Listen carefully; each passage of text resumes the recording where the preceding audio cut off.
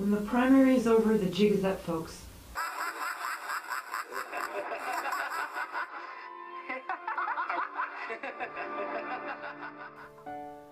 When the primary is over, the jig is up, folks. If Hillary makes it onto the ballot, it will be 8 more years of the same. Can you take 8 more years of the same?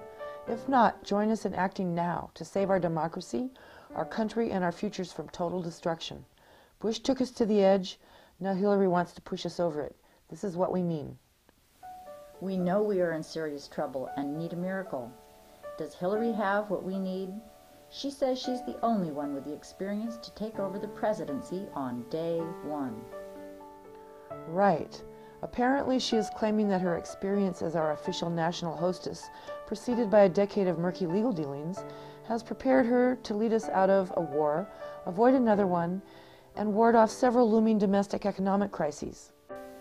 She claims to have gained wisdom in how to run the country and deal with conflicts during her years in the White House. Do you think this could be valuable in dealing with world leaders and managing the country through the many delicate issues now facing us? She says she won't meet with opposing world leaders to avoid giving them opportunities for propaganda. This should serve as a giant warning about what her real values are.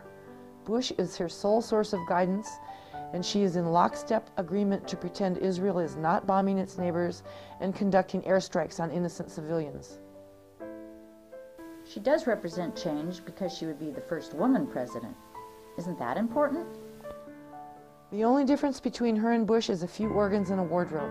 Realistically, she is Bush in a pantsuit. Well, she would be bringing Bill with her. That would be beneficial to have him back in the White House, wouldn't it? Oh dear, have you seen his global initiative rollout? It's a smaller bottle of Tide from Procter & Gamble to lessen their impact on landfills.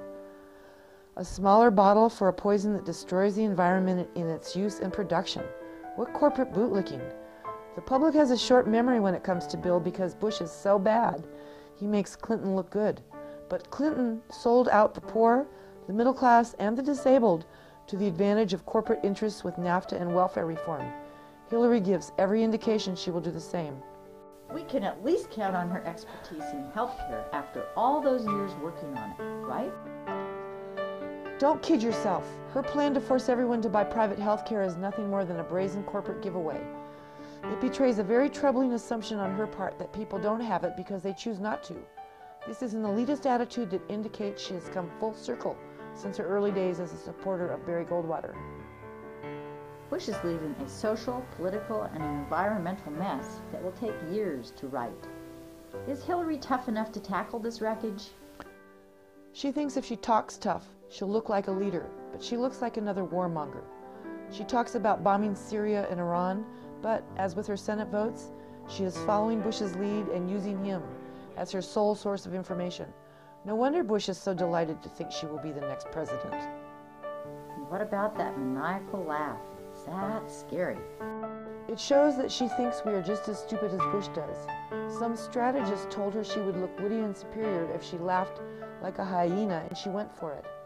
Such a serious lack of personal honesty poses a big question about her judgment.